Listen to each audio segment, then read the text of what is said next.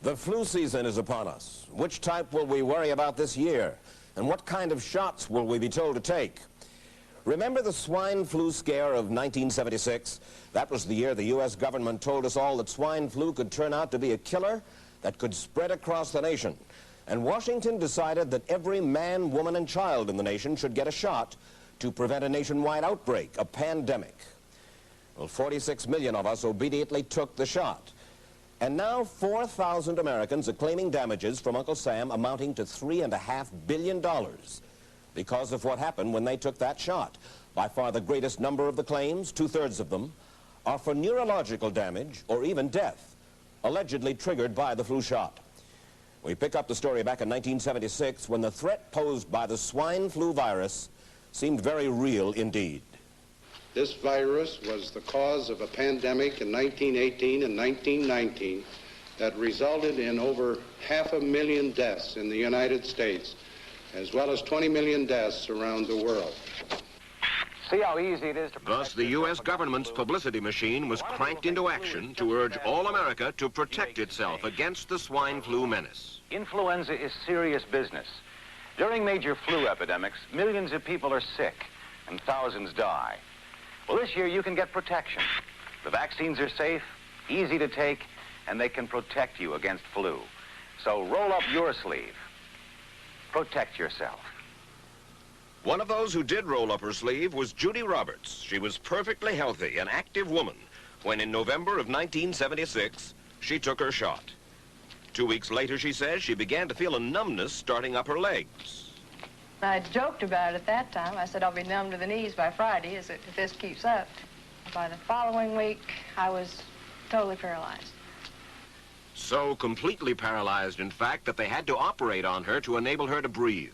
And for 6 months, Judy Roberts was a quadriplegic. The diagnosis? A neurological disorder called Guillain-Barré syndrome, GBS for short. These neurological diseases are little understood. They affect people in different ways. As you can see in these home movies taken by a friend, Judy Roberts' paralysis confined her mostly to a wheelchair for over a year. But this disease can even kill. Indeed, there are 300 claims now pending from the families of GBS victims who died, allegedly as a result of the swine flu shot. In other GBS victims, the crippling effects diminish and all but disappear. But for Judy Roberts, progress back to good health has been painful and partial. Now, I noticed that your smile, Judy, is a little bit constricted. Yes, it is. Is it different from what it used to be? Very different. I have a greatly decreased mobility in my lips. And I can't drink through a straw on the right-hand side. I can't blow out birthday candles. I don't whistle anymore, for which my husband is grateful. It may be a little difficult for you to answer this question, but have you recovered as much as you are going to recover?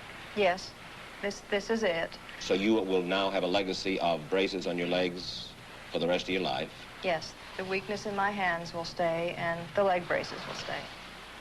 So Judy Roberts and her husband have filed a claim against the U.S. government. They're asking $12 million, though they don't expect to get nearly that much. Judy, why did you take the flu shot? I'd never taken any other flu shots, but I felt like this was going to be a major epidemic. And the only way to prevent a major epidemic of a really deadly variety of flu was for everybody to be immunized. Where did this so-called deadly variety of flu, where did it first hit back in 1976?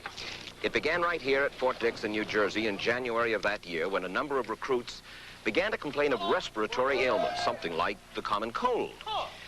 An Army doctor here sent samples of their throat cultures to the New Jersey Public Health Lab to find out just what kind of bug was going around here. One of those samples was from a Private David Lewis who had left his sickbed to go on a forced march. Private Lewis had collapsed on that march, and his sergeant had revived him by mouth-to-mouth resuscitation. But the sergeant showed no signs of illness. A few days later, Private Lewis died. If this disease is so potentially fatal that it's going to kill a young, healthy man, a middle-aged school teacher doesn't have a prayer. The New Jersey lab identified most of those soldiers' throat cultures as the normal kind of flu virus going around that year, but they could not make out what kind of virus was in the culture from the dead soldier and from 4 others who were sick. So they sent those cultures to the Federal Center for Disease Control in Atlanta, Georgia for further study. A few days later, they got the verdict: swine flu. But that much publicized outbreak of swine flu at Fort Dix involved only Private Lewis, who died, and those 4 other soldiers who recovered completely without the swine flu shot. If I had known at that time that the boy had been in a sick bed, got up, went out on a forced march, and then collapsed and died, I would never have taken the shot. The rationale for our recommendation was not on the basis of the death of a single individual, but it was on the basis that when we do see a change in the characteristics of the influenza virus, it is a massive public health problem in this country. Dr. David Senser, then head of the CDC, the Center for Disease Control in Atlanta, is now in private industry. He devised the swine flu program, and he pushed it. You began to give flu shots to the American people in October of '76. October 1st. By that time, how many cases of swine flu around the world had been reported? There had been several reported, but none confirmed. There had been cases in Australia that were reported by the press, by the news media. There were cases in... None confirmed. Did you ever uncover any other outbreaks of swine flu anywhere in the world? No. Now, nearly everyone was to receive the shot in a public health facility where a doctor might not be present. Therefore, it was up to the CDC to come up with some kind of official consent form, giving the public all the information it needed about the swine flu shot. This form stated that the swine flu vaccine had been tested. What it didn't say was that after those tests were completed, the scientists developed another vaccine, and that was the one given to most of the 46 million who took the shot. That vaccine was called X53A. Was X53A ever field tested? I can't say. I would have to... It wasn't.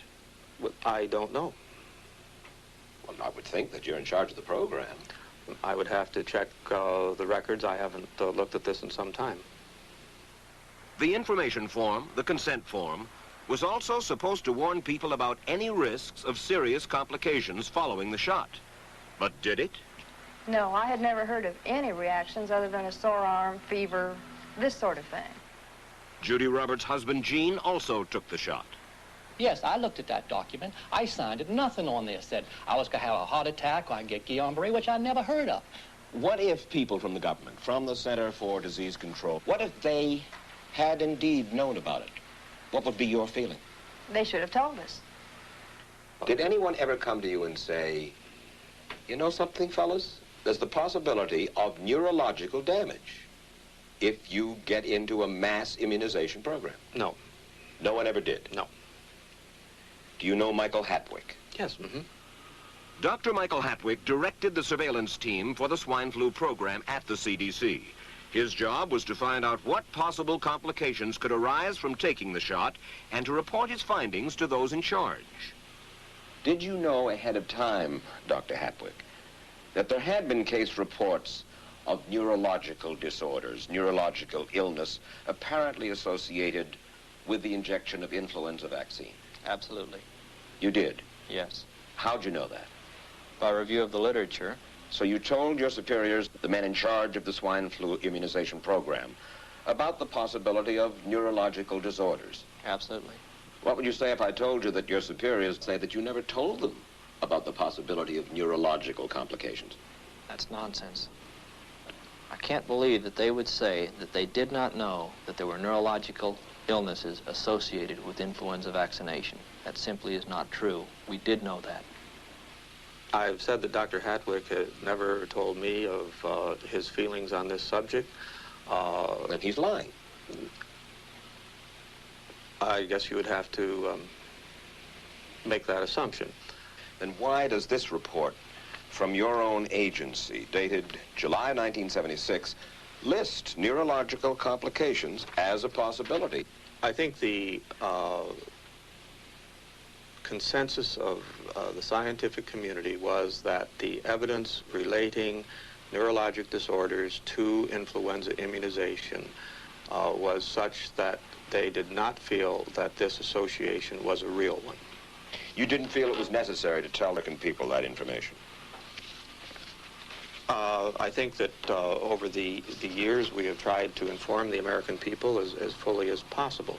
As part of informing Americans about the swine flu threat, Dr. Sensor's CDC also helped create the advertising to get the public to take the shot. Let me read to you from one of your own agency's memos planning the campaign to urge Americans to take the shot. The swine flu vaccine has been taken by many important persons, he wrote. Example, President Ford, Henry Kissinger, Elton John, Muhammad Ali, Mary Tyler Moore, Rudolph Nureyev, Walter Cronkite, Ralph Nader, Edward Kennedy, etc., etc. True? I'm not familiar with that particular piece of paper, but I do know that at least of that group, President Ford did take the vaccination. Did you talk to these people beforehand to find out if they planned to take the shot? I did not know. Did anybody? I do not know. Did you get permission to use their names in your campaign? I do not know. Mary, did you take a swine flu shot? No, I did not. Did you give them permission to use your name saying that you had or were going to? Absolutely not. Never did. Did you ask your own doctor about taking the swine flu shot? Yes, and at the time he thought it might be a good idea. But I resisted it because I was leery of having the symptoms that sometimes go with that kind of inoculation. So you didn't? No, I didn't. Have you spoken to your doctor since? Yes. And? He's delighted that I didn't take that shot. You're in charge. Somebody's in charge. This is your advertising strategy that I have a copy of here. Who's it signed by? This one is unsigned. But you'll acknowledge that it was your baby, so to speak. It could have been from Department of Health, Education, and Welfare. It could be from CDC. I don't know.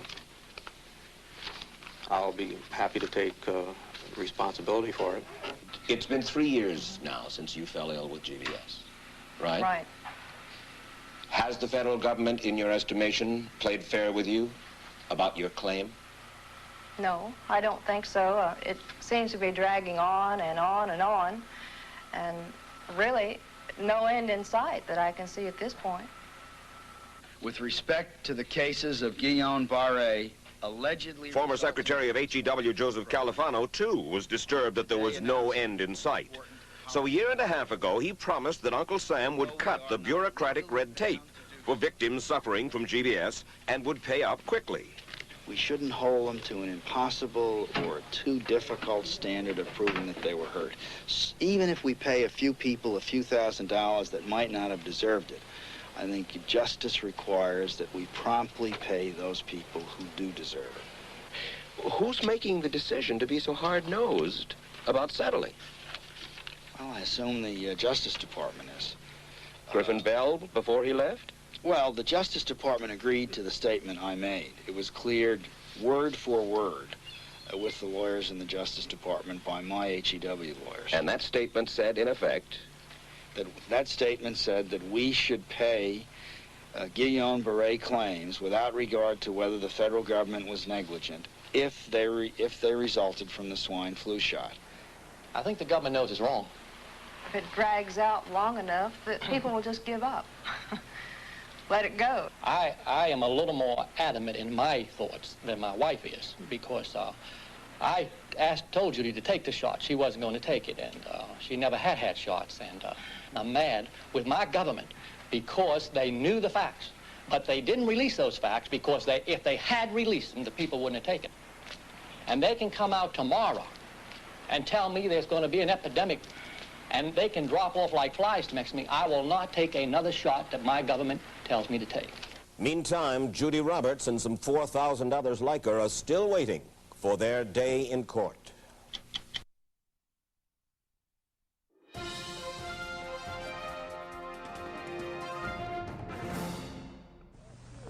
I don't need another flu shot. I had a flu shot last year. A swine flu epidemic may be coming. Swine flu shot?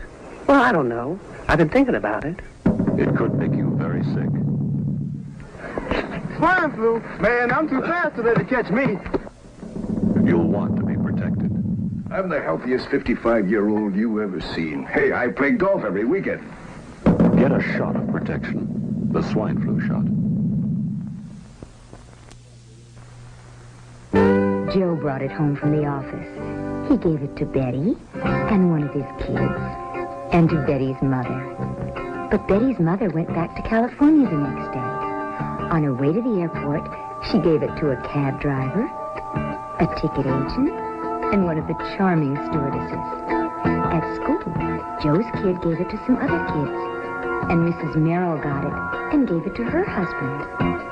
In California, Betty's mother gave it to her best friend, Dottie, but Dottie had a heart condition and she died. But before she died, Dottie gave it to her girlfriend, the mailman, the paper boy, and the vet when she went to pick up her chihuahua. If a swine flu epidemic comes, this is how it could spread. You'll want to be protected, especially if you're elderly or chronically ill.